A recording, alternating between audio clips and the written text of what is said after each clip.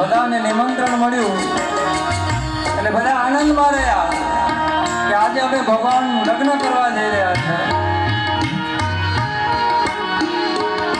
હવે બધા ભગવાન શણગારનો સમય આવશે અને આજની કરુણતા છે, ચોરીમાં સમય ઓછો ને બ્યુટી પાર્લરનો વધુ આપવો પડે છે. ચોરી કલાકમાં પૂરી થઈ જાય પણ બ્યુટી પાર્લર 4 કલાકમાં પૂરું નથી થતો. ને આજની આ કરુણતા છે, ખૂબ જ કરુણતા છે.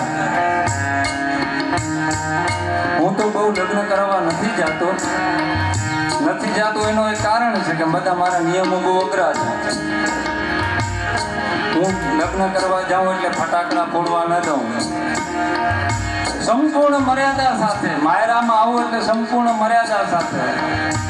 નહીં તો પેલાની આપ બધા વડીલો બેઠા છો, જ્યારે કન્યા પધરાવું સાવધાન કહેતા તો આટલો ઘૂંટો લઈ અને એક બીજી દીકરી પકડીને આવતી, ભાભી પકડી આવે, મામી પકડીને આવતા.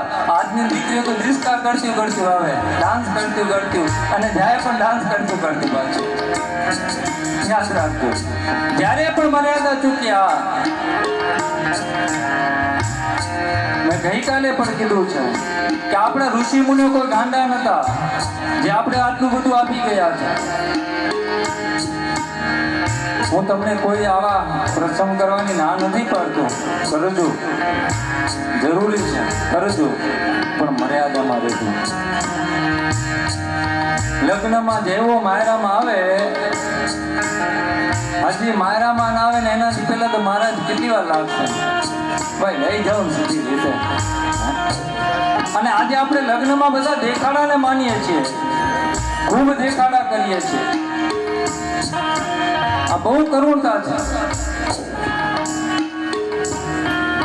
લગ્ન કરવું હોય એટલે બહુ મંડપ વાળા મોટામાં મોટા રાખીએ. જમણવારમાં 250 વાળી ડીશ નહીં, 400-500 વાળી ડીશું રાખો, પણ બ્રાહ્મણ સસ્તો ગોતો. આ બધું કદાચ નહીં હોય અને માત્ર વર કન્યા અને બ્રાહ્મણ હશે ને તો લગ્ન થઈ જશે, પણ આ બધું હશે પણ જો બ્રાહ્મણ નહીં હોય ને તો લગ્ન નહીં થાય. આજે કોર્ટ મેરેજ કરવા તો બ્રાહ્મણનું અમને લેટર પેડ આપવું પડે છે, આધાર કાર્ડ આપવું પડે, ફોટા આપવા પડે. અને વિચાર કરો, બ્રાહ્મણ ક્યારથી તમારા સાથે જોડાય? પહેલા તો લગ્ન લખી દો, મહારાજ આવો, લગ્ન લખી દો, પછી સમૂહતાના મુહૂર્ત કાઢી દો, માંડવાના મુહૂર્ત કાઢી દો, પછી માંડવા કરાવો. સૌથી પહેલા આવે ને પછી લગ્ન વિદાય કરાવીને પછી છૂટા થાય. અને બીજા બધા છૂટા થઈ જાય પણ બ્રાહ્મણ હજી છૂટા નથી.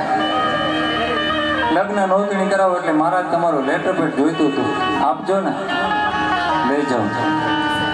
કહેવાનું જે મારું તાત્પર્ય છે મારા વાલા, કે તમે જેટલું બધું કાર્ય કરો છો ને કરજો. તમારી ભગવાને શક્તિ આપી હોય તો પ્રસંગને માણજો, પણ એની સાથે બધાને ન્યાય આપજો.